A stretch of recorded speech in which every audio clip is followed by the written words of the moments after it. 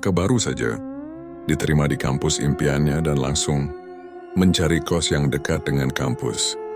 Setelah berkeliling, ia menemukan sebuah rumah kos tua dengan harga sewa yang murah. Bangunannya terlihat sederhana, dengan lorong panjang dan kamar-kamar berjejer di kedua sisinya. Saat masuk ke dalam, ia disambut oleh seorang wanita tua yang mengenakan kebaya lusuh. Wajahnya penuh keriput, tapi senyumnya ramah. "Mau cari kos, nak?" tanya ibu kos dengan suara serak. "Iya, Bu, saya butuh kamar yang dekat kampus." "Masih ada kamar kosong?" Raka bertanya sambil melihat-lihat sekeliling. Ibu kos mengangguk pelan. "Ada satu kamar yang kosong. Nomor 13, mau lihat dulu?" Raka mengikuti ibu kos melewati lorong sempit. Saat tiba di depan kamar nomor 13, ibu kos mendadak terdiam. Ia hanya menatap pintu kayu yang tampak lebih tua dibanding pintu kamar lain. Tangan keriputnya meraba gagang pintu, seakan ragu untuk membukanya.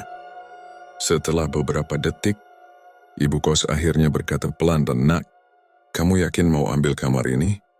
Raka mengernyit. "Kenapa, Bu?" "Ada yang salah?" Ibu kos menarik napas dalam lalu menggeleng. "Enggak apa-apa. Cuma kalau malam kamu dengar suara aneh, jangan dibuka ya." Kata-kata itu membuat bulu kuduk Raka sedikit meremang. Tapi ia menepis pikirannya sendiri. Mungkin ini cuma cara ibu kos untuk menakut-nakutinya agar ia tak banyak bertanya. "Saya ambil, Bu." Ibu kos menatapnya sesaat sebelum akhirnya menyerahkan kunci. Namun sebelum Raka masuk, wanita tua itu berbisik lirih. "Jangan ambil kamar ini kalau kamu suka tidur nyenyak." Raka terkekeh kecil. Ia tidak percaya hal-hal mistis. Toh ini cuma kamar biasa. Tapi saat ia membuka pintu dan melangkah masuk, aroma lembab menyeruak dan entah kenapa, ia merasa ada yang mengawasinya dari sudut kamar. Raka meletakkan tasnya di atas kasur dan mulai melihat-lihat kamar barunya. Kamar itu cukup luas untuk ukuran kos murah. Ada satu ranjang besi, meja belajar kecil, dan sebuah lemari kayu tua di pojok ruangan. Ia berjalan mendekati lemari itu dan membuka pintunya. Di dalamnya hanya ada beberapa gantungan baju dan satu laci kecil di bagian bawah. Lemari itu terlihat lebih tua dibanding furnitur lain, dengan warna kayu yang sudah memudar dan beberapa bagian yang terkelupas. "Kayaknya udah lama banget nih lemari," gumamnya sambil menutup pintu lemari yang sedikit berderit. Setelah selesai merapikan barang-barangnya, Raka berbaring di kasur dan membuka ponselnya. Ia mengirim pesan ke grup teman-temannya. "Raka, bro, akhirnya dapat kos. Murah banget, cuma dapat kamar nomor tiwa, hahaha. Dito nomor 13. Serem amat, bro. Biasanya angka sial tuh." "Raka, percaya aja lo. Yang penting murah. Fajar, hati-hati aja. Kalau ada yang gangguin, lo kabur aja, wakawe." Raka tertawa kecil membaca balasan dari teman-temannya. Ia meletakkan ponselnya di samping bantal, lalu menarik selimut. Udara malam cukup dingin, dan suara jangkrik dari luar jendela membuat suasana terasa lebih sunyi. Ia memejamkan mata mencoba tidur. Sejauh ini tak ada yang aneh, hanya kamar kos biasa. Tak ada suara-suara misterius seperti yang sering diceritakan orang. Namun sekitar pukul 2 pagi Raka terbangun. Ia tidak tahu kenapa. Matanya terasa berat, tapi ada perasaan ganjil yang membuatnya terjaga. Ia melirik sekeliling kamar. Lampu belajar masih menyala redup. Segalanya tampak normal. Tapi entah kenapa matanya tertuju ke arah lemari tua di sudut ruangan. Perasaan aneh itu semakin kuat. Ia merasa seperti ada sesuatu yang memperhatikannya dari balik lemari. Ia menggelengkan kepala, mencoba mengabaikan pikirannya sendiri. Gue cuma kebanyakan mikir." Dengan malas ia membalikkan badan, membelakangi lemari dan mencoba tidur lagi. Malam pertamanya di kos nomor 13 berlalu tanpa kejadian aneh. Atau setidaknya, begitulah yang ia kira. Malam kedua di kos nomor 13 terasa lebih dingin dari biasanya. Raka baru saja menyelesaikan tugasnya dan bersiap tidur. Ia meregangkan tubuh, lalu meletakkan ponselnya di meja kecil di samping ranjang. Hari kedua di kos baru dan masih aman, gumamnya sambil tersenyum kecil. Ia menarik selimut dan memejamkan mata. Tapi tepat saat rasa kantuk mulai datang, krek, krek, sebuah suara aneh terdengar dari sudut kamar. Raka membuka matanya perlahan. Suara itu terdengar lagi, seperti sesuatu yang menggaruk kayu. Ia menoleh ke arah sumber suara. Lemari tua di pojokan tampak diam seperti biasa. Tapi suara garukan itu terdengar jelas dari dalamnya. Tikaskah? Pikir Raka. Ia mencoba mengabaikannya dan menutup mata kembali. Tapi suara itu tidak berhenti. Justru semakin jelas. Krek, krek. Seperti kuku seseorang menggores permukaan kayu dari dalam lemari. Raka mulai merasa tidak nyaman. Ia menegakkan tubuh dan duduk di kasur, menajamkan pendengarannya. Mungkin cuma sugesti, gumamnya mencoba menenangkan diri. Namun tiba-tiba suara itu berhenti. Hening. Raka menunggu beberapa detik, memastikan apakah suara itu benar-benar sudah hilang. Setelah yakin, ia menghela napas lega dan kembali membaringkan tubuhnya. Tepat saat matanya mulai terpejam, tok, tok, tok, suara ketukan pelan dari dalam lemari. Raka langsung terduduk. Jantungnya berdetak kencang. Ia menatap lemarinya dengan mata lebar. Apa itu? Bisiknya. Tangannya meraih ponsel di meja dan menyalakan senter. Dengan langkah ragu ia turun dari ranjang dan mendekati lemari. Napasnya terasa berat, tapi rasa penasaran mengalahkan ketakutannya. Dengan tangan sedikit gemetar, ia meraih gagang lemari dan menariknya perlahan. Kring. Pintu lemari terbuka. Kosong. Tidak ada apa-apa di dalamnya. Hanya beberapa pakaiannya yang tergantung rapi. Raka menghembuskan napas lega dan menggelengkan kepala. Gua beneran mulai halu, katanya sambil menutup lemari dengan sedikit kasar. Ia kembali ke ranjang dan menarik selimut, mencoba melupakan kejadian tadi. Namun sebelum ia benar-benar terlelap, ia merasakan sesuatu yang membuat tubuhnya membeku. Lemari yang baru saja ia tutup, perlahan terbuka sendiri dengan suara berderit pelan. Setelah kejadian malam itu, Raka berusaha meyakinkan dirinya bahwa semuanya hanyalah sugesti. Ia mengira mungkin ia terlalu lelah atau otaknya sedang mempermainkannya. Tapi di dalam hatinya, ada perasaan tak nyaman yang sulit ia jelaskan. Hari itu ia mencoba mengalihkan pikirannya dengan kesibukan kuliah. Saat kembali ke kos sore harinya, ia sengaja tidak langsung masuk kamar. Ia duduk di ruang tamu kecil bersama beberapa penghuni kos lain, Dian, Rudy, dan Tio. Bro, kalian udah lama ngekos di sini? Tanya Raka sambil membuka bungkus snack. Tio, seorang mahasiswa semester 5, mengangguk. Gue udah 2 tahun di sini, kenapa? Raka ragu sejenak lalu bertanya dengan nada santai. Ada cerita aneh nggak di kos ini, kayak suara-suara atau kejadian aneh? Dian dan Rudy saling pandang, tapi tidak ada yang langsung menjawab. Kamar lo yang mana, Rak? Tanya Dian akhirnya. Nomor 13. Mereka bertiga langsung diam. Ekspresi mereka berubah. Oh, gumam Tio lalu mengalihkan pandangan. Melihat reaksi mereka, Raka semakin penasaran. Kenapa? Ada apa sama kamar itu? Rudy berdeham pelan. Nggak ada apa-apa sih, cuman ya, beberapa orang yang pernah ngekos di situ nggak betah lama-lama. Kenapa? Desak Raka. Dian menghela napas. Ada yang suka ganggu. Tapi kalau lo nggak macem-macem, harusnya aman. Mendengar itu, Raka hanya tertawa kecil. Ah, kalian sengaja nakut-nakutin gue ya? Terserah lo mau percaya atau enggak, kata Tio singkat. Malam itu Raka kembali ke kamarnya dengan perasaan sedikit tidak nyaman. Kata-kata mereka terus terngiang di kepalanya. Ia mencoba mengabaikannya dan tidur lebih awal. Namun seperti malam sebelumnya, tepat pukul 02.00 pagi, suara itu kembali terdengar. Kek, kek. Raka membuka matanya. Suara itu sama seperti sebelumnya, garukan di dalam lemari. Ia menarik napas dalam-dalam.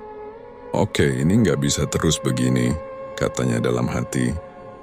Dengan hati-hati ia mengambil ponselnya dan menyalakan senter. Kali ini ia tidak berniat langsung membuka lemari. Ia ingin mendengar lebih jelas. Ia duduk di kasur menajamkan pendengarannya. Garukan itu terdengar pelan, tapi terasa semakin dekat, seolah sesuatu di dalam lemari sedang berusaha keluar. Lalukah suara itu berhenti? Hening. Raka menunggu beberapa detik. Tidak ada apa-apa. Ia menghela napas lega dan berbaring kembali. Tapi tepat saat ia hampir menutup mata, tok, tok, tok, suara ketukan dari dalam lemari. Lebih keras dari sebelumnya. Raka langsung terduduk. Tubuhnya menegang. Kali ini, ia benar-benar merasakan sesuatu yang tidak beres. Tapi sebelum ia sempat bereaksi, sesuatu yang lebih mengerikan terjadi. Dari dalam lemari terdengar suara pelan, seperti bisikan. Keluarin aku. Darah Raka langsung membeku. Ia terpaku di tempat, napasnya tercekat. Ia langsung menarik selimut dan memejamkan mata erat-erat, berharap semuanya hanya mimpi. Lemari itu kembali diam. Tapi Raka tahu satu hal. Apapun yang ada di dalam sana itu bukan tikus. Keesokan paginya Raka bangun dengan wajah lelah. Ia hampir tidak tidur semalaman. Terus terbayang suara bisikan dari dalam lemari. Setelah membereskan barangnya, ia keluar kamar untuk mencari udara segar. Di lorong kos ia bertemu dengan Dian yang sedang menyikat gigi di depan wastafel umum. Lo kenapa, Ra? Mukanya kayak mayat hidup, tanya Dian sambil berkumur. Raka mengusap wajahnya. Gue dengar suara lagi semalam. Lebih jelas dari sebelumnya. Dian berhenti menggosok giginya dan menatap Raka serius.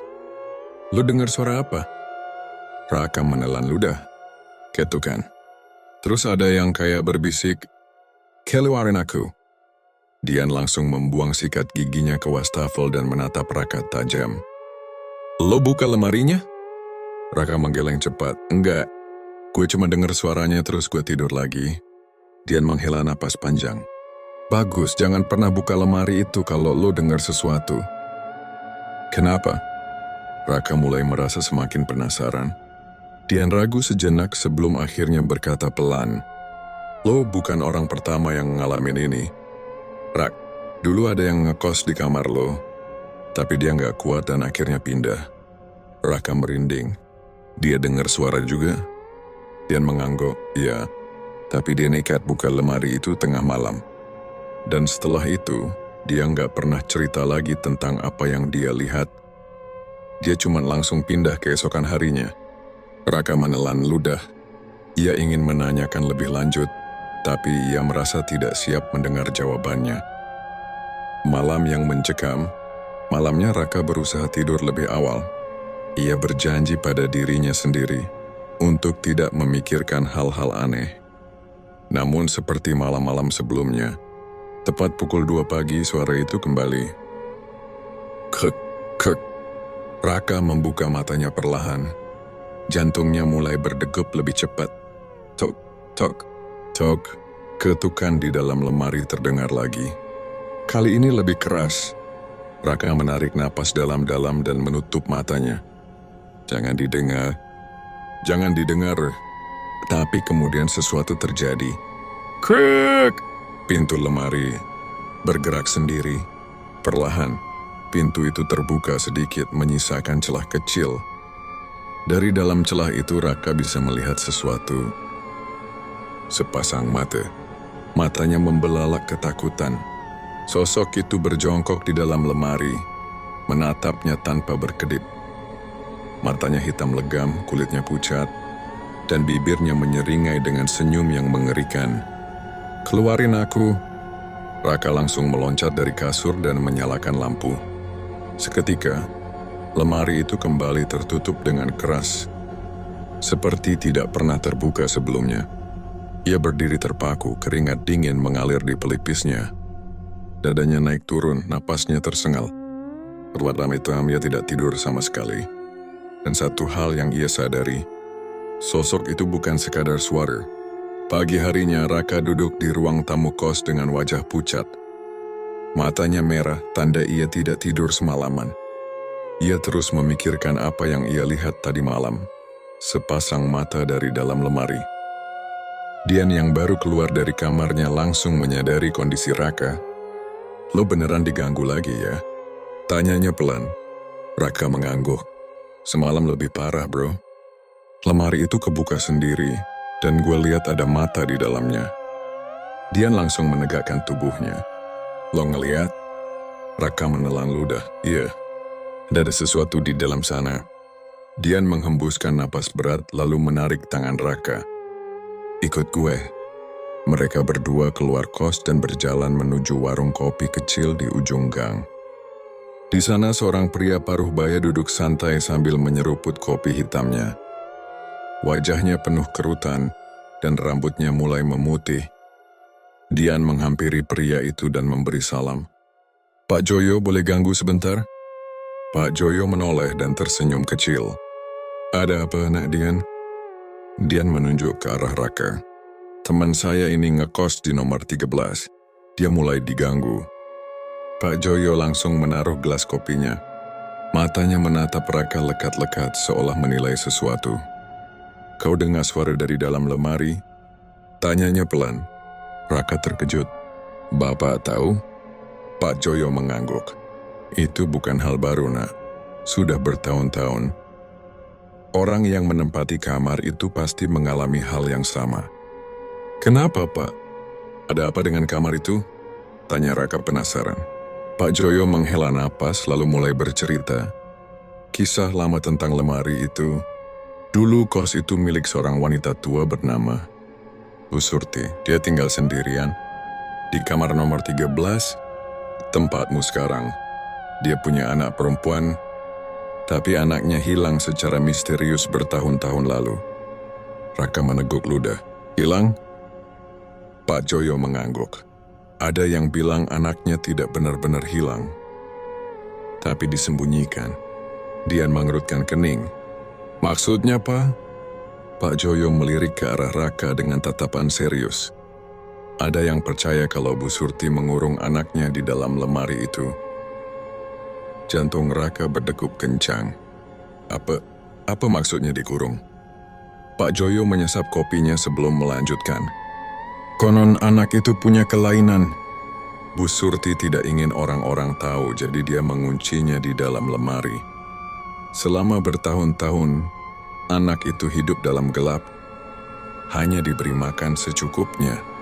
Raka merinding membayangkannya. "Lalu, apa yang terjadi?" Pak Joyo menatapnya dalam. "Anak itu akhirnya mati di dalam lemari." Hening, angin pagi yang berhembus terasa dingin. Raka menelan ludah. "Jadi, suara yang gue dengar selama ini." Pak Joyo mengangguk pelan. "Itu arwahnya. Dia masih di sana. Masih mencoba keluar." Dian menggigit bibirnya lalu bertanya, "Pak, jadi kalau lemari itu dibuka?" Pak Joyo menatap mereka dengan tatapan tajam. "Jangan pernah membukanya. Kalau dia sudah melihatmu, dia tidak akan berhenti." Setelah mendengar cerita dari Pak Joyo, Raka merasa tubuhnya semakin lemas. Ia tidak pernah percaya takhayul sebelumnya, tapi apa yang ia alami sendiri di kamar itu terlalu nyata untuk diabaikan. Saat kembali ke kos, ia langsung masuk ke kamar dan mengunci pintu. Lemari itu masih ada di sana, berdiri diam di sudut kamar terlihat biasa saja. Tapi bagi Raka, benda itu kini seperti sebuah jebakan maut. Ia membuka ponselnya dan menghubungi pemilik kos. "Halo Bu Tati, saya Raka, penghuni kamar 13. "Oh iya Nak Raka, ada apa?" Raka menarik napas. "Maaf Bu, saya mau pindah. Bisa nggak saya keluar besok?" Sejenak ada keheningan di telepon. Lalu suara Bu Tati terdengar pelan. "Kenapa buru-buru Nak? Apa ada yang mengganggu?" Raka menelan ludah. Iya Bu, saya nggak kuat lagi. Bu Tati menghela napas. Baiklah. Kalau sudah tidak betah, saya tidak bisa memaksa. Tapi nak Raka, iya Bu. Sebelum pergi jangan lupa berpamitan. Raka mengerutkan kening. Berpamitan sama ibu? Bukan, berpamitan sama penghuni kamar itu. Darah Raka langsung berdesir. Maksud ibu, lemari itu? Tanyanya dengan suara bergetar. Iya nak, kalau tidak dia tidak akan membiarkanmu pergi. Klik, telepon terputus. Malam terakhir yang mencekam. Malam itu, Raka berusaha untuk tidak memikirkan apa yang dikatakan Bu Tati. Ia sudah berkemas, dan besok pagi ia akan keluar dari tempat ini. Namun pukul 2:09 pagi suara itu kembali. Krek, krek. Raka menutup matanya rapat-rapat. Besok gue pindah. Besok semua ini selesai, batinnya. Tok, tok, tok. Ketukan itu datang lagi. Lebih keras. Lalu sesuatu yang lebih mengerikan terjadi. Krek! Pintu lemari terbuka sendiri. Raka langsung duduk tegak. Dengan tangan gemetar, ia menyalakan senter ponselnya dan mengarahkannya ke lemari. Lemari itu terbuka lebar, dan di dalamnya terduduk seorang anak perempuan. Kulitnya pucat, matanya hitam, rambutnya panjang menutupi sebagian wajahnya. Ia tersenyum. Senyum yang aneh dan dingin. Mau pergi? Suaranya lirih, tapi terdengar jelas di telinga Raka. Jantung Raka hampir berhenti. Ia ingin lari, ingin berteriak, tapi tubuhnya membeku. Lalu anak itu mulai bergerak, merangkak keluar dari lemari dengan gerakan yang tidak wajar. Jangan tinggalkan aku. Raka menjerit, tapi tidak ada suara yang keluar dari mulutnya. Malam itu Seni benar-benar tidak bisa pergi, karena sesuatu telah menahannya. Pagi harinya Raka terbangun dengan tubuh gemetar. Ia masih mengenakan pakaian yang sama seperti semalam, tanda bahwa ia bahkan tidak sempat tidur. Matanya menatap ke sudut kamar. Lemari itu tertutup rapat, seolah tidak pernah terjadi apa-apa. Dengan tangan gemetar, ia segera mengemasi barangnya. Ia harus pergi sekarang juga. Saat keluar dari kamar, ia melihat Dian sedang duduk di ruang tamu sambil minum kopi. Begitu melihat Raka menyeret koper, Dian langsung bangkit. Rak, lo serius mau pindah? Tanyanya heran.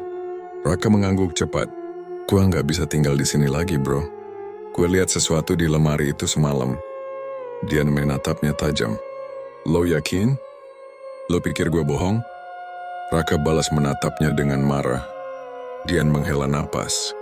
Rak, gue udah ngekos di sini lebih lama dari lo. Gue tahu kamar 13 emang ada cerita seremnya, tapi nggak ada yang pernah lihat sesuatu beneran. Raka menggeleng cepat. Lo nggak ngerti, bro. Gue bukan cuma dengar suara. Gue lihat dia. Dia ada di dalam lemari, merangkak ke arah gue. Dian terdiam.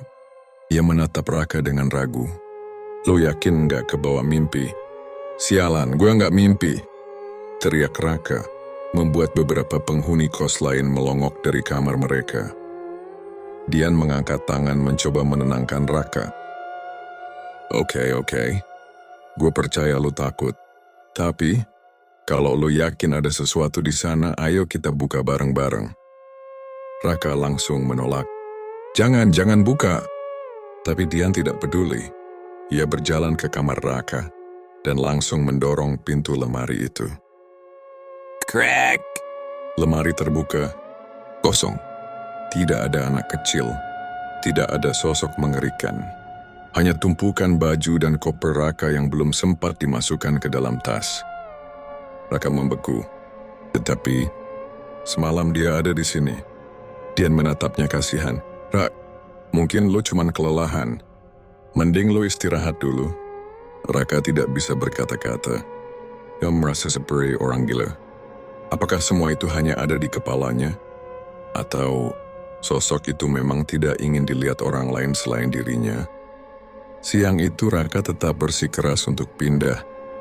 Meskipun tidak ada yang percaya padanya, ia tahu apa yang ia lihat semalam bukan mimpi.